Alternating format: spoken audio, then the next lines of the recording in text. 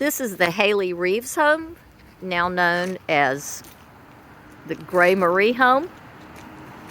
It was built in the 1830s. It is Federalist style, made of brick and then stuccoed over. And this is the owner, Joe Beckett. So Joe, tell me a little bit about this house and tell me some of the significant structural pieces that we should be aware of. Well, the house was built, of course, in the 1830s or 1840s, and originally had a two-story porch that went completely to the roof. We're not sure what kind of a door accessed the balcony, but the balcony we found still on the house. Actually, it's a little small portico. You can see the hole up under there. That's what that light is. Yeah. And the balcony is still on the house. The original roof. You can see the balcony. Yeah, it's still on the house. And we pulled the ceiling out when we found it. And well, when we found that the second floor access was not a window, it was actually a doorway being closed in. So we pulled the brick out and we found the balcony. Then we came in here and pulled the ceiling out. And we found the balcony still on the house. So that confirmed that there definitely was a two-story porch on the house. So we've been finding what we call ghost marks as to what that porch looked like. We found scabs in the attic where the ceiling joist went in the attic. So we know about where the width was. It's kind of in between. It wasn't a small, I guess that porch would be called the portico. It wasn't a short one. It wasn't a full long one. It appears to be a 2/3, because we found holes under this porch in the brick where they put their floor joists. So we found the original footprint by that of the original porch, and we're going to put it back on the house.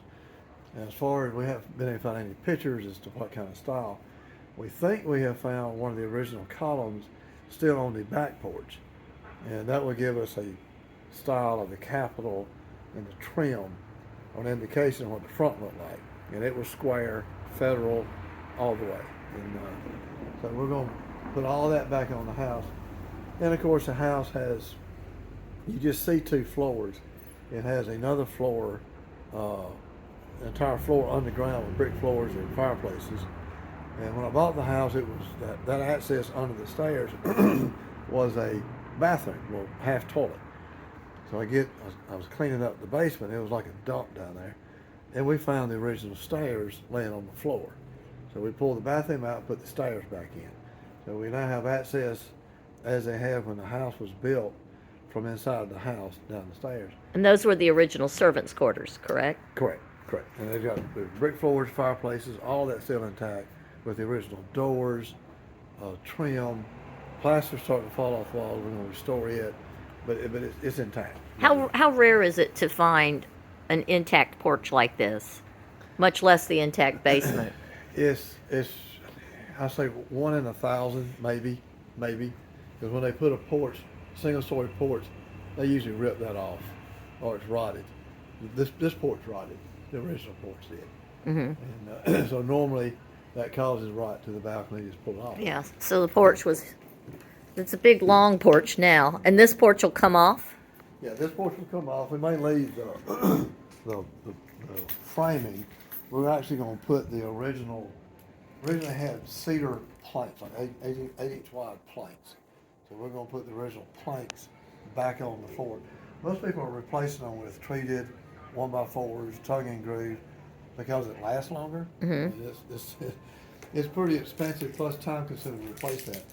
But we're going to go back with some pretty good cedar. We're going to try to treat it where it'll last, but we want it to be just as correct as we can get it. So we're going to go back with the planks. Okay. Well, this is going to be a fabulous restoration project. I can't wait to see what comes of it and for people to follow along as we dig in more to learn more about this house and what it takes to restore a house from the 1830s and to keep its integrity and yet make it livable and preserve its history.